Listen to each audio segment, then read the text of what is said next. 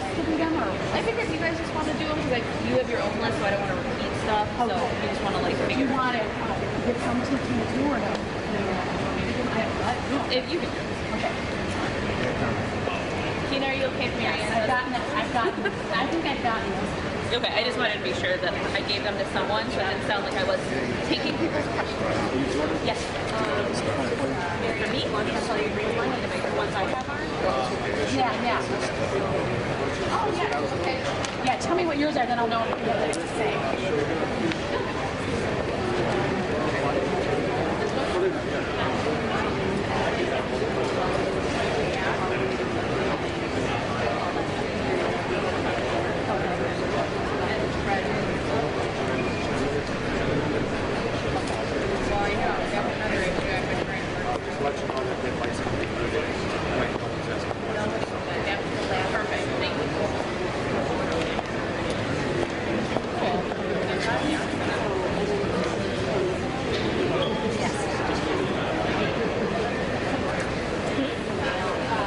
Yeah, so that's why I was letting you guys decide how many you want to ask and in what order. See, then I'm not controlling it. No one can complain. I'm gonna give this to you. Oh, you got one? Gave you one? Okay, Tina. Then I'm gonna give this one to you.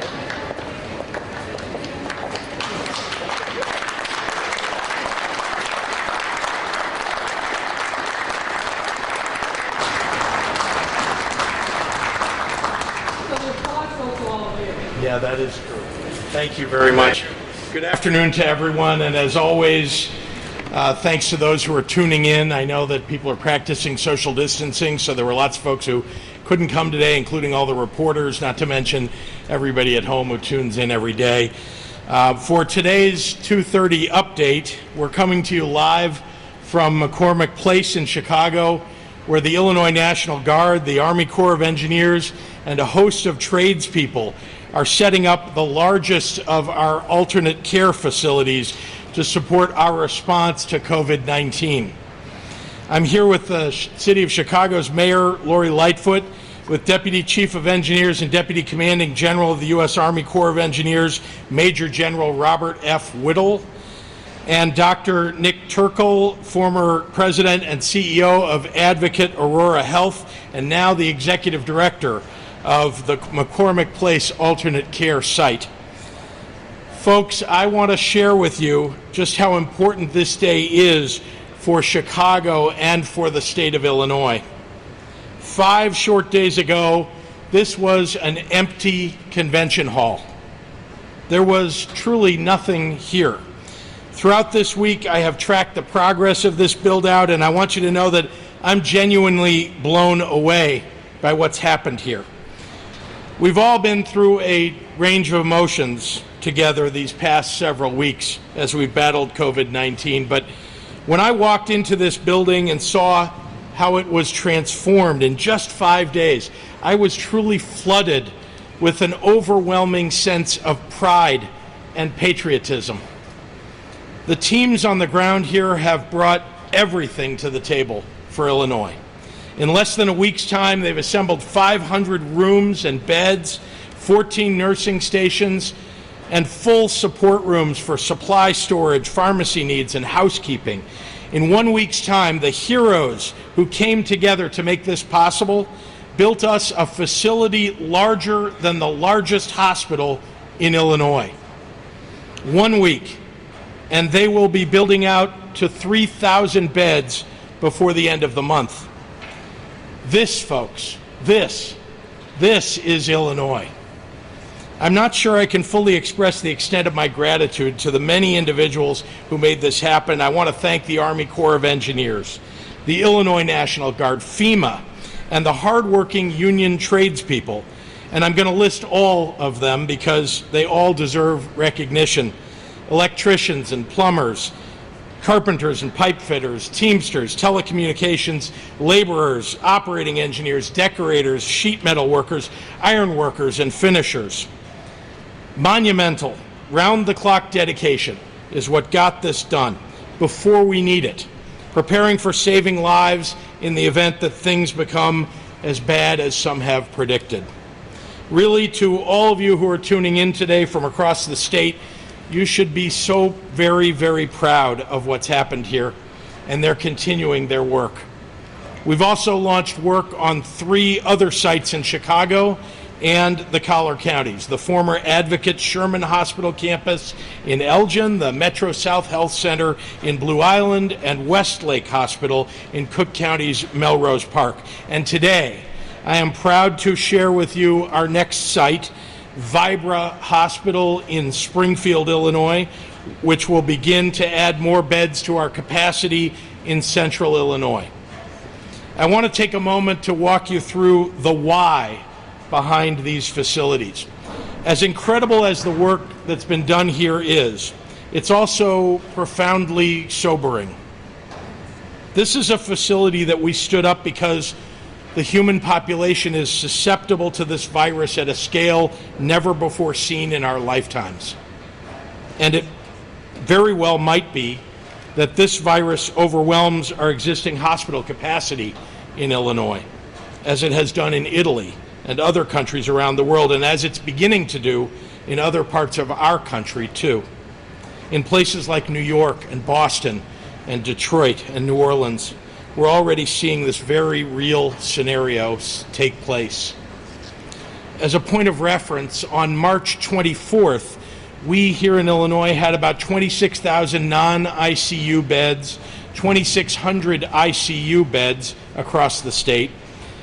Every day since, we've added beds and equipment at our existing hospitals to increase capacity. Even with those efforts, of our now nearly 28,000 beds in the state, only 11,500, or 41%, are currently available. That's a lot fewer than is normal for this time of year.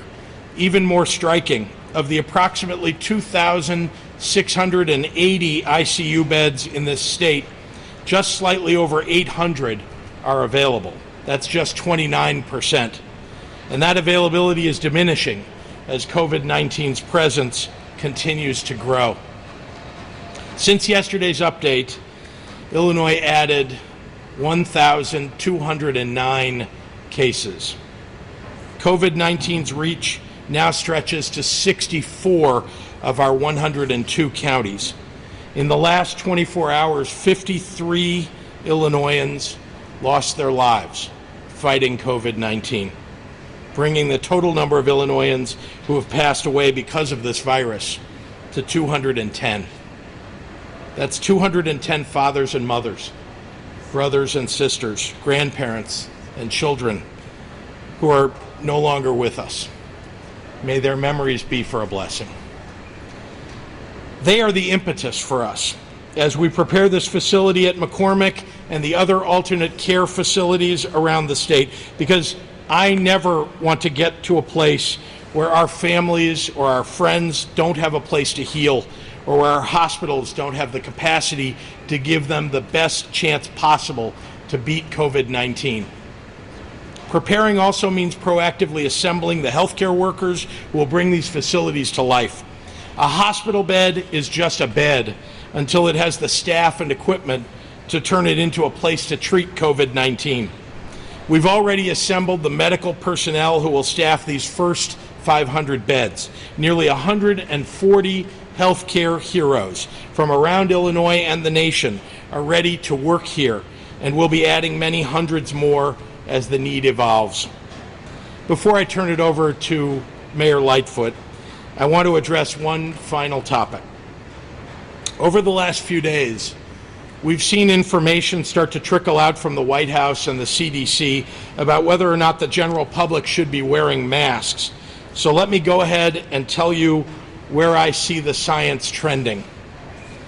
Epidemiologists and infectious disease experts are still studying how COVID-19 travels through the air between people, and particularly how it travels from people who are asymptomatic or pre-symptomatic. That research is still evolving, and it'll continue to evolve. Nevertheless, here's what I think, and it's based on what the experts seem to be saying. There's a reason that we're raised to cover your mouth or use your elbow when you cough or sneeze. It's a simple gesture to reduce the number of germs that you spread to those around you. The doctors all agree that this virus can be spread through droplets, like when you sneeze or cough. So blocking that by wearing a mask in public seems like a common sense way to do what's right for everyone around you. The most important thing you can do, frankly, is stay home. But when you do go outside, or when you must go to the grocery store or pharmacy, wearing something to cover your face is a good idea, based upon what the science says. Maybe it's a homemade fabric mask, or maybe it's a manufactured general medical mask, really just something to cover your nose and mouth out of courtesy to those around you, in case you're one of those who are asymptomatic or pre-symptomatic and who could be spreading the virus. Wearing a mask is just one more way that we can help take care of one another in our state. So thank you, and now I'm pleased to turn it over to someone who's been such a terrific partner, not just in building out this facility and manning it, but also in all things that we've worked on with regard to COVID-19 in the city of Chicago, Mayor Lori Lightfoot.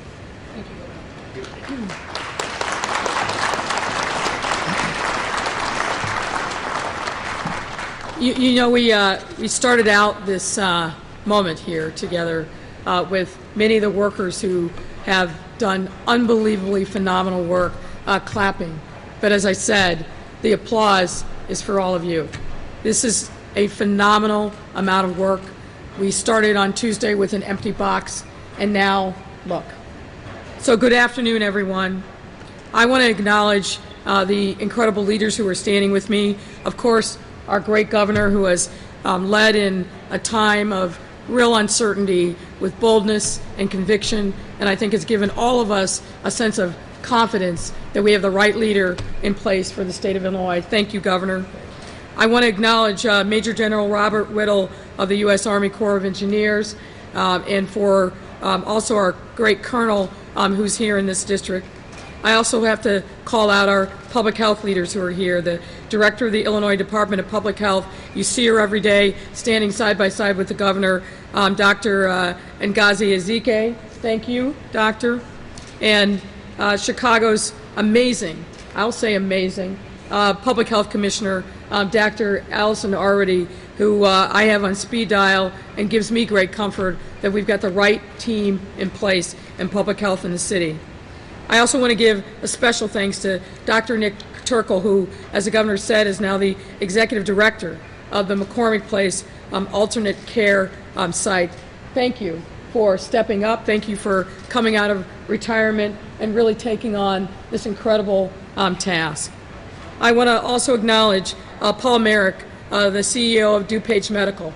Folks, we would have no staffing here without DuPage Medical and the men and women from that executive team who have stepped up to provide the real services that are going to be necessary when this site is operational. So thank you, one and all, to DuPage Medical and Martin Judd, the former CEO of St. Elizabeth's, who will lead a team of accomplished former administrators working intensively to stand up and staff this new site. I have to thank Larita Clark, the head of McCormick Place.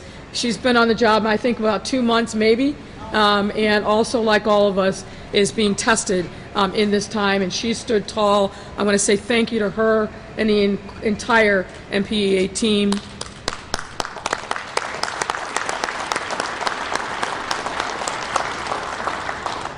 And last but not least, I want to call out actually two more folks. The governor ran through the list of incredible tradesmen who took this empty box and turned it into what you see now.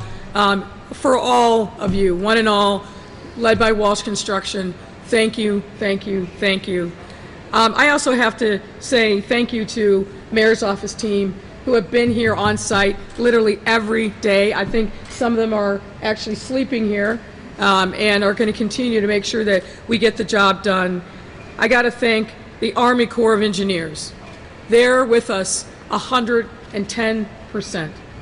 They had descended on Chicago only a mere week ago and got to work to construct this unique clinical setting so that Chicago can be prepared for whatever the next phase of the virus takes us. And of course also the team from the Illinois National Guard who have been on site continue to do the hard work. Well, when this new year began just 12 short weeks ago, none of us expected to be here touring McCormick Place as an alternate care facility, but here we stand. And as you can see, the team has just completed phase 1 of this build-out, which currently provides 500 hospital beds for low acuity COVID-19 patients. By the time the work is finished, we'll have 3,000, all of which will provide wraparound services for these patients, of course, medical care, but also all the other amenities that are necessary for a care facility of this type. Food service, pharmacy, and so much more. All of which will alleviate the burden on our local hospitals, allowing them to focus on patients most in need and to save as many lives as possible. The timing of this facility is no accident. Since this crisis reached our city's doorsteps, we have been working day and night in partnership with the governor, the state, and the county to take proactive measures to ensure we stay ahead of the capacity that might be needed in the event of a surge of this violence, with a system of care built to keep our residents safe and protected. And let me share a glimpse of why this alternative care facility is so unique. Again, this is the product of all of us working together. The side, the speeds, and the scope is like anything else in the country. Construction has been going on 24/7. And they put up this first phase in a matter of days, which is probably unheard of. It's the first COVID positive facility in the country. And we'll have several areas to be able to segregate patients one from another. As I mentioned, it's a low acuity center intended to take the strain off the existing hospital system. The largest planned alternative care facility in the country. And we are fortunate to have the healthcare experts running this facility who you'll hear from in a moment. I have to give some praise to the entire hospital ecosystem, not only just in Chicago, but the surrounding area and the region, who have stepped up in truly remarkable ways. And now, when I call them out, it doesn't mean if you're not mentioned that you haven't helped, but some really have gone over and above. Rush Hospital. Not only have they contributed their expertise, but they've already converted part of their hospital to a negative pressure facility to be able to care for those who are most in need, and have contributed the electronic medical system that will be used here on site. I've mentioned DuPage Medical and the incredible work that they are doing to staff up this facility. Mercy Hospital, which is nearby, stepped up right away and said, how can we be helpful? So thank you, and also thank you to the Illinois Hospital Association for what they have done every single day to be a partner with us in this fight. It's in that same spirit that I am proud to announce that starting Wednesday, we will be making 200 rooms in London House and 225 rooms in the Godfrey Hotel open for healthcare workers. As with the rooms in the hotel exits that we created for our first responders, these rooms aren't for healthcare workers who are themselves sick, but instead those who are coming into contact with COVID-19 patients on a daily basis, working incredibly long hours, and prefer a safe place to stay rather than going home and potentially exposing their family and community to this terrible disease. I want to express my fullest thanks once again to the Oxford Group for their incredible partnership in making these sites available, and for exemplary civic leadership during this crisis. Each of these measures I just listed build upon the many that we've already taken to address the full impact of COVID-19.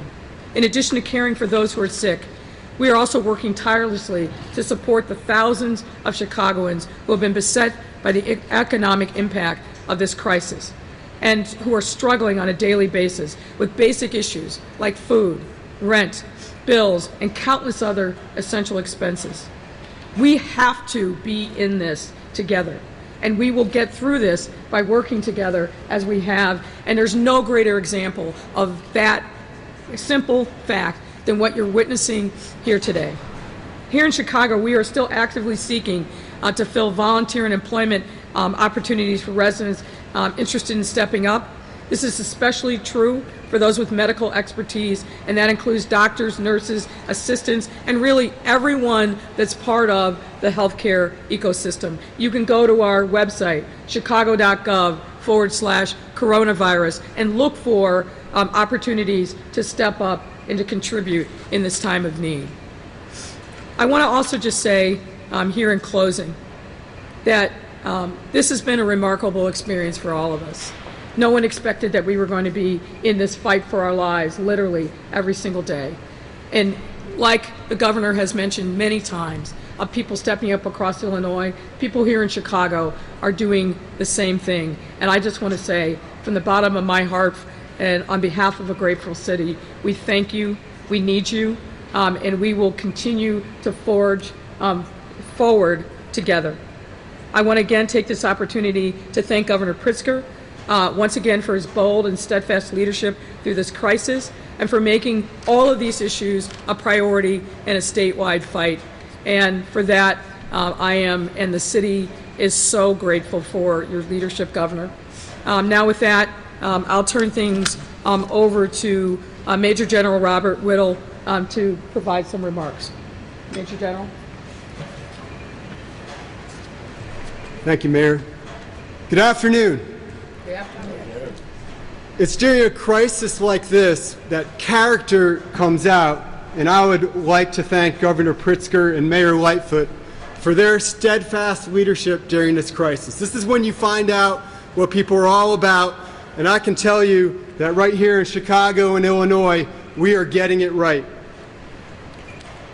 I'm in the Army, and so I'm going to speak to this in some Army terms. And so there's an enemy out there, and that enemy is the virus.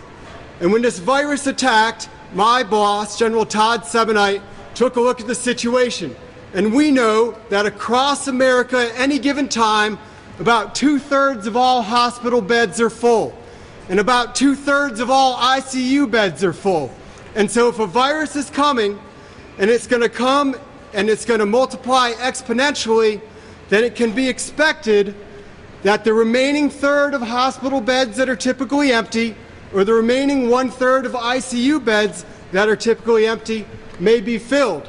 And so he knew we had to come up with a plan very rapidly to have a solution for extra beds. He charged his team to come up with a standard design. And what we've done is we've shared that design with governors and mayors across the country, and we've offered the help of the Corps of Engineers, your U.S. Army Corps of Engineers, to help wherever needed. We've also shared that design in case state and local authorities want to do some of that work on their own. All this is under the auspices of FEMA. And I would like to recognize the Region 5 Director of FEMA, Mr. James Joseph, who's here with us today. His partnership is absolutely critical in making these things happen. We have 8 awarded contracts now across the United States. 3 of them are here in Illinois, and this is a testament, again, to the leadership here. None of this is done without great people, and I'd like to also take a moment and recognize those. Alicia Tate Nadeau from the Illinois Emergency Management Agency, General Rich Neely, the Adjutant General for Illinois and the Director of the Illinois National Guard, Dr. Allison Arwani and Chris Shields from the Chicago Department of Public Health, our partners at the Metropolitan Pier and Exposition Authority, and Walsh Construction. These great contractors, these great tradesmen that stand behind us, they are the power of your U.S. Army Corps of Engineers. They're the ones who actually build things. They are getting this done. Rest assured, together, as a nation, with partnerships like this, we are going to win this war against that enemy. Thank you.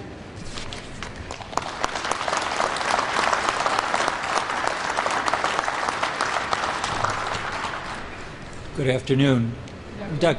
Dr. Nick Turkel and I'm pleased to be with you, though I wish we didn't have to be here at all. I want to say thank you to the governor, the mayor, and to Major General Whittle. The amazing forethought and planning that has gone into this has put Illinois and the city of Chicago ahead of where so much of the nation is. We have really great leadership that has been bold and willing to take this on. We should acknowledge that that is going to save lives and allow us to have a different outcome than some other parts of the country. And what we want is the best outcome for everybody in our state and in our city. This is an enormously difficult time for Chicago, for Illinois, and for the entire world.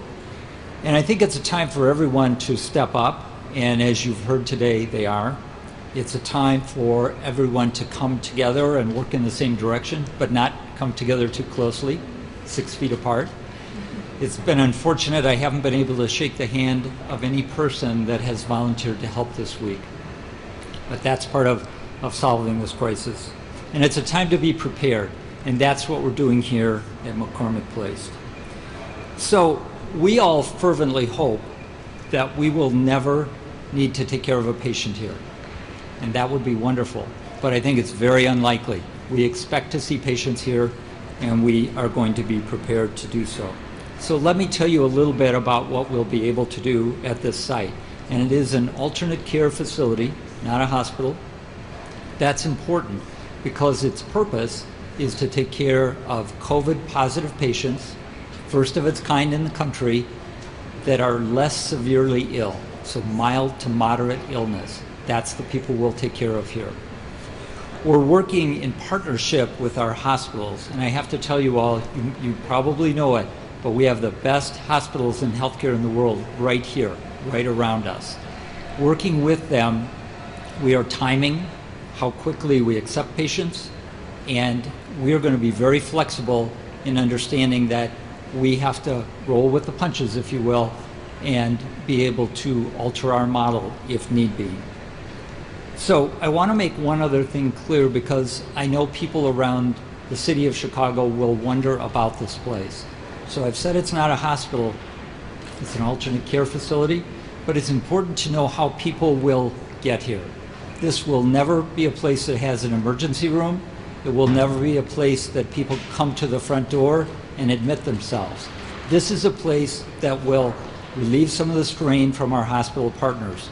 We will accept patients from our hospital partners who are already COVID positive and who are appropriate for this kind of setting. I think it's really important for the public to know that, so there won't be any confusion about who should come here or how to get here. Your healthcare providers, your doctors, your hospitals, they will direct you to this site if it's appropriate.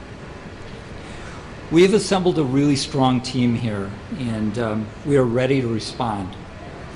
Let me just express my thanks to every single person that I have met in the last 48 hours who has stepped up and offered to help. The Army Corps has done just amazing work here. It's unbelievable to see what's happened to this space in just a matter of a few days. Rush Medical Center, we talked about, they're helping in so many ways. DuPage Medical Group, the Illinois Hospital Association, and all the other hospitals are in communication with us all the time and saying, how can we help? How can we make this work for the people of Chicago?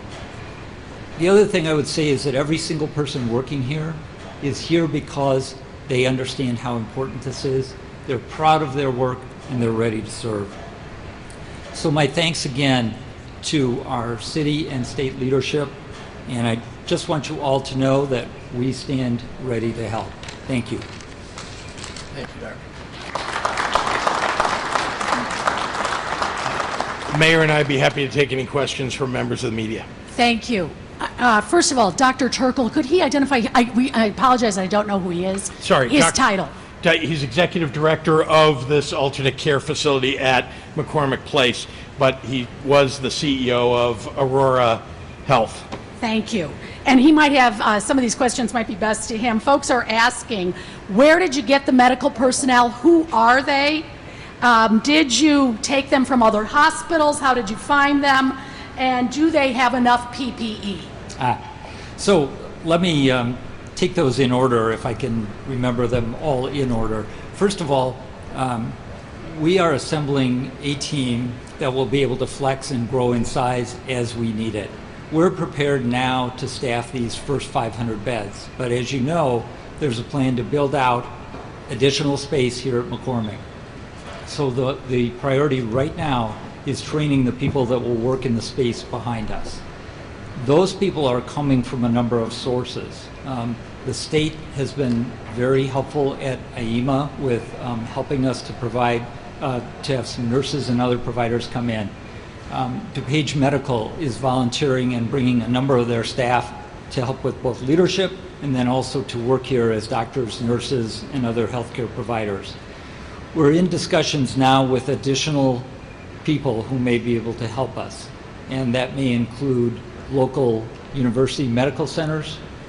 It may include people from out of state at times, but our focus will be on staff this with local knowledge and expertise, but don't disrupt the local hospital ecosystem. We want the hospitals to be able to keep all their employees with them doing the work that they need to do there, so that we really become overflow or release of the strain on those hospitals.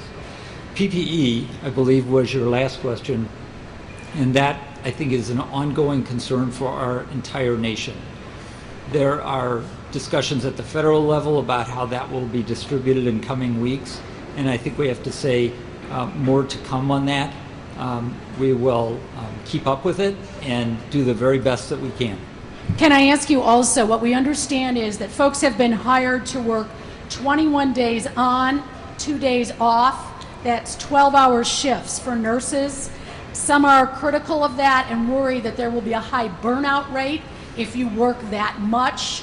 And also, is the pay actually $125 an hour? So again, several questions there. Let me try to address all of them. First of all, the staffing model is still in development. We are planning on 12-hour shifts, and part of the reason for that is to reduce the use of PPE. If we have 3 shifts a day, we have more people coming in and out, burn up more of the materials that are so critically important right now. So we believe 12-hour shifts are the best, and if you look around healthcare today, 12-hour shifts are the norm in many places.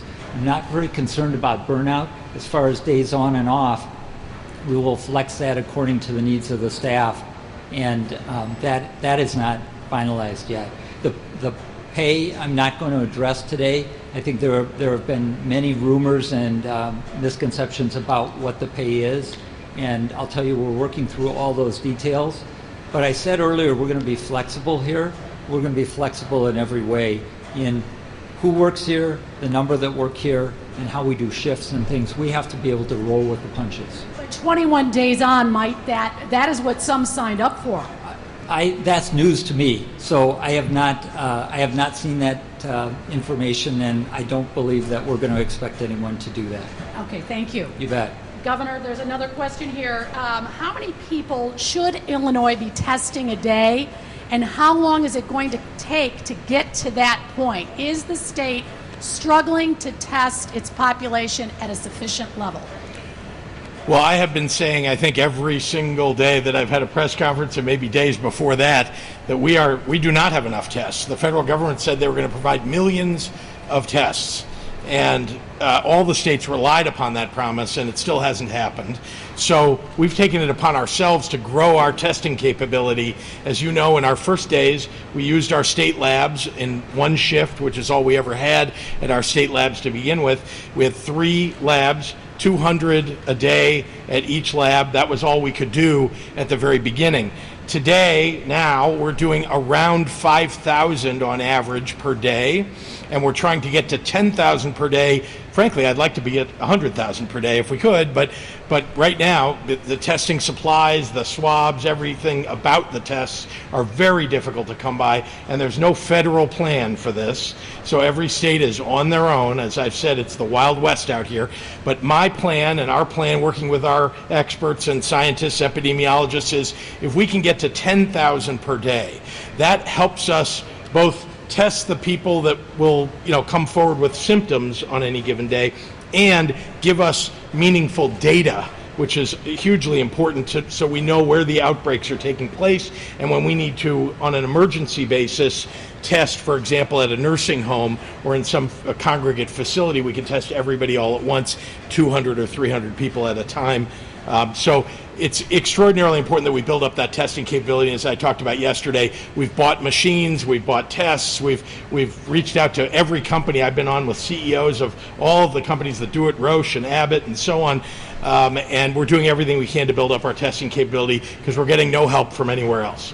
And to both you and the mayor, Senator Durbin and Duckworth announced that Illinois will get $147 million as it's part of the CARES Act. How will this money be prioritized? When you say 147 million, you mean for, because we're part of the CARES Act, apparently? Yeah, so well, the CARES Act should be much more than that. We expect, I think the numbers were published, that between the city and the state and cities across the state, there'll be almost $5 billion that will come to cities and the state of Illinois collectively.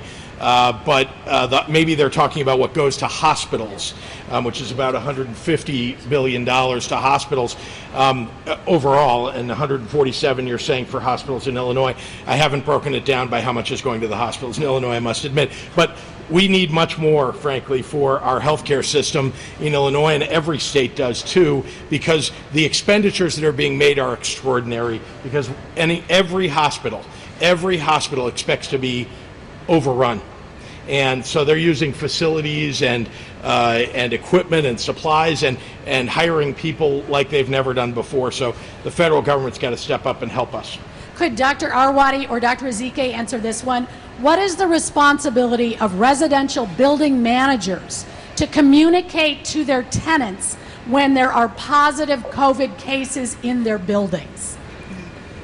So we know that the local health departments are at the forefront, and they're trying to help with, case contacts. And often the most relevant and appropriate information will come from county health departments, who might be indicating if someone may be exposed. As the numbers grow, the process may change, and so we know that there's a high rate of susceptibility amongst the community. In terms of the specific building managers, if someone is aware, they may post a notice in their building, but there's not a formalized process for that at this time. Should there be?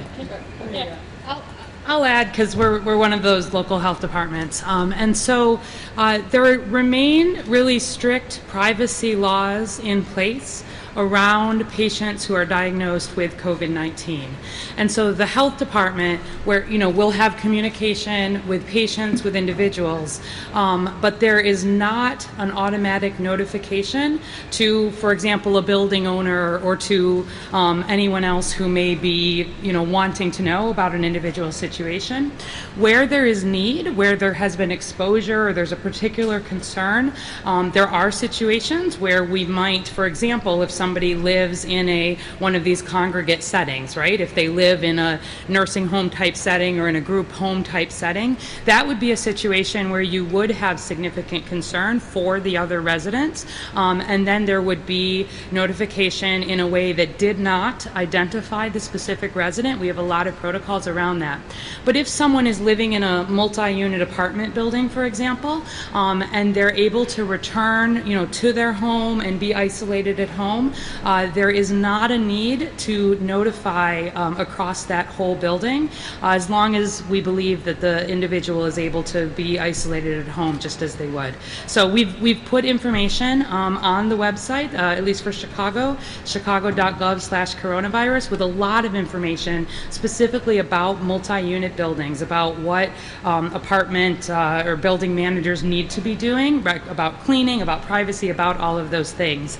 But we do always play this role between the individual privacy and protecting the public's health.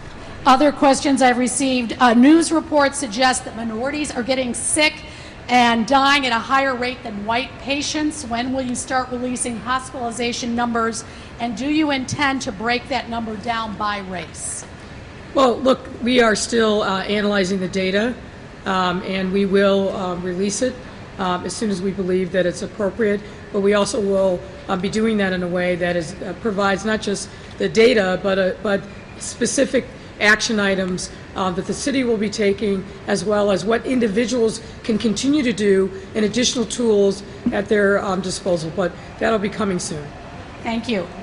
Before I hand it over to Tina, what about, Governor, what Jared Kushner had to say from the White House that some states don't know what they have in their inventory before requesting equipment from the federal government?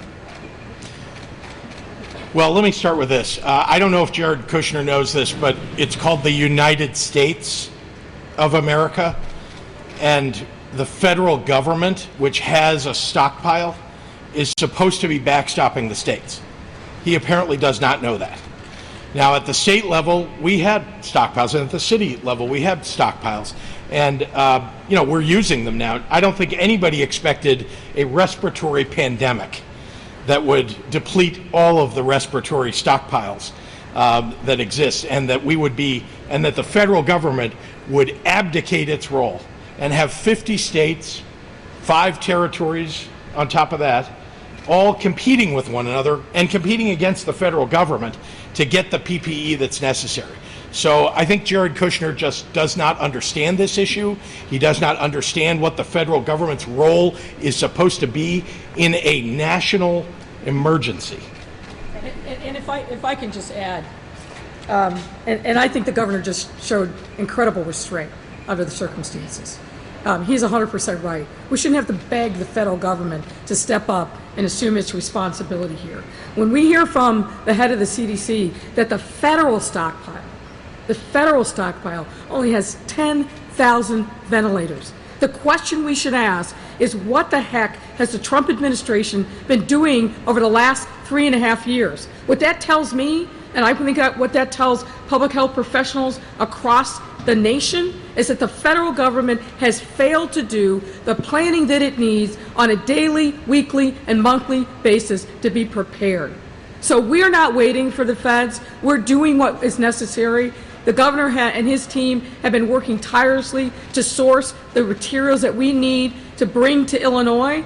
But my, oh my, somebody like Jared Kushner casting aspersions on the hard work of governors across this country who have been working tirelessly night and day to be leaders and to care for the residents in their states, that tells you a lot about the character of him.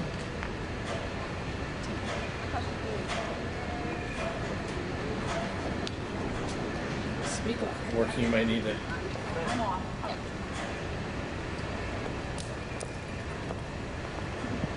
A question for the governor. We talk about projections a lot and how that's being used with the hospital capacity and other things. Can you tell us what models you're looking at? Like, are you looking at the IHME one? What types of projections are you looking at?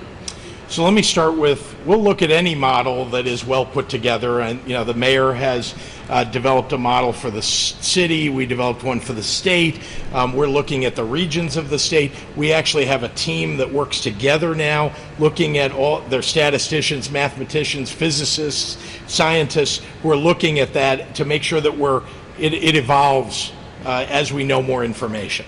So, we looked at the University of Washington model. That's one model to look at. We had a University of Illinois, UIUC model as well. There was one that was developed by a consulting firm here in the city of Chicago as well. So collectively, what we're looking at is, and remember what we're trying to determine with these models. What we're trying to determine is, what does the height of this look like? What does the peak look like?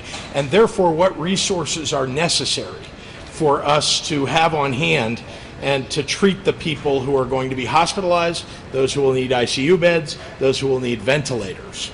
And so collectively, I think the mayor and I both have said in different ways, in different press conferences over the last couple of days, that we believe, based upon the various models that we've looked at and the collective one that's still being worked on, that somewhere between the middle of April and the end of April might be the peak. Now, I want everybody to understand that just because you say you're going to hit a peak does not mean that you're then precipitously going to fall on the other side of that peak to zero. That does not happen. What we need to know about the peak, and the reason we're all looking at it, is because of the resources necessary at the height. Because that's what you need to have on hand. That's how many ventilators you need. And so once we get to that peak, we're all going to be praying that we come off that peak quickly, but we might not. We might be flattened at that peak. That is flattening the curve. And then we want it to fall, of course. But I think people may misunderstand what the use of a model. It isn't going to tell us exactly everything that's going to happen every day. It does help us to know how well we're doing against what our projections were, so that as we move forward, we can move resources around. You heard Governor Cuomo in New York talk about when they come off of their peak, they may be able to send ventilators to other parts of the country. I hope that's true.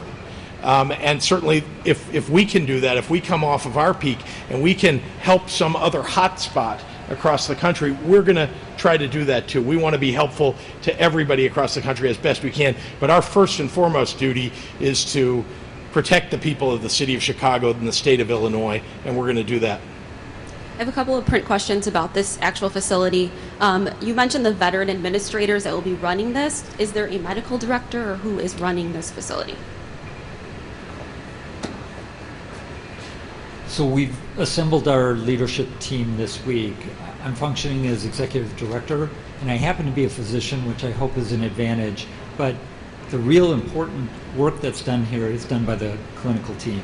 So we have a variety of people from physician and nursing roles who are filling key roles in leadership to determine admission criteria, credentialing of providers, how we're going to approach various aspects of the care in this part of the facility. So we're really looking now to clinical leadership and then working with the city and the state for all the wraparound functions at this site. But yes, we have actually a host of medical directors who are helping us with different parts of this plan.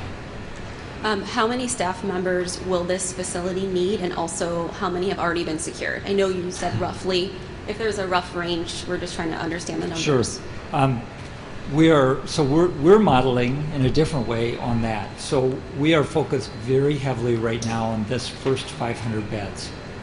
And we have a nice model to understand what it's going to take. We have secured, at this point, a couple hundred people for this 500-bed facility. Remember that it's unlikely that we will open all 500 beds at once. We will scale up as the hospitals get busier. So I'm very confident that we can scale up the staff as we need to.